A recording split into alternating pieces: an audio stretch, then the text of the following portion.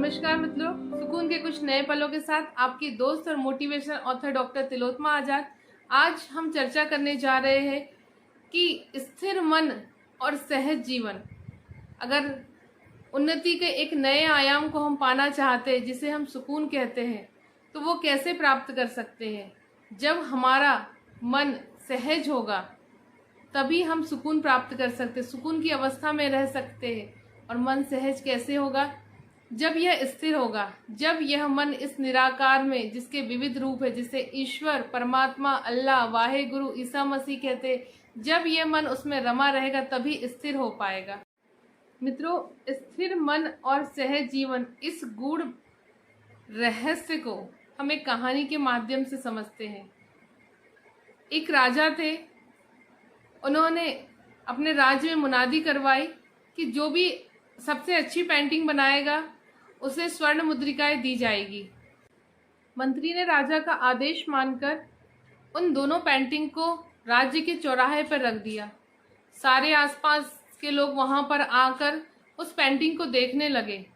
सभी ने देखा कि दो पेंटिंग्स, एक पेंटिंग जिसमें प्रकृति का सुंदर वर्णन था, जिसमें हरियाली, चारों तरफ हरियाली थी, नीले नीले आसमान, कलकल बहते झरने और सुख सुविधा से रहते लोग, सभी ने इसी पेंटिंग को पसंद किया। दूसरी पेंटिंग में एक उजड़ा हुआ वन दिखाई दे रहा था, चारों तरफ तबाही थी।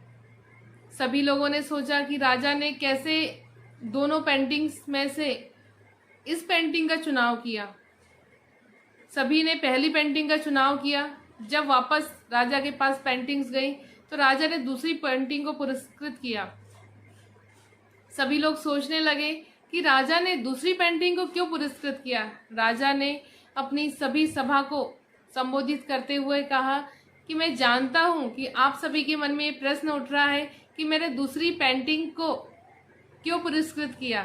तो आप सुनिए, पहली पेंटिंग में तो प्रकृति का बहुत ही सुंदर मनोरम दृश्य था, लेकिन जो दूसरी पेंटिंग में था उसमें चारों तरफ तबाही थी। लेकिन आप लोगों ने क्या ये देखा कि इतनी तबाही के बाद भी एक टूटे हुए वृक्ष के ऊपर एक चिड़िया बड़े सुकून के साथ अपने बच्चे को दाना चुगा रही है, बहुत आनंद के साथ। उसे इन सारी विपरीत परिस्थितियों का कोई फर्क नहीं पड़ रहा। वो बहुत ही, उसका मन स्थिर था और इस स्थिर मन के कारण उसका जीवन सहज और आनंद की अवस्था बनी हुई थी। इस कहानी से यही प्रेरणा मिलती है कि जब हमारा मन स्थिर हो जाता है, इस निराकार में, इस ईश्वर में स्थिर हो जाता है, तो वह सहज हो जाता है। और जब मन सहज होता है तभी सुकून के पल जीवन में आ जाते हैं। मित्रों, आपको मेरा ये वीडियो पसंद आए तो इसे लाइक, सब्सक्राइब और शेयर करना ना भूलिए। सुकून के कुछ नए पलों के साथ पुनः मिलते, तब तक के लिए नमस्कार।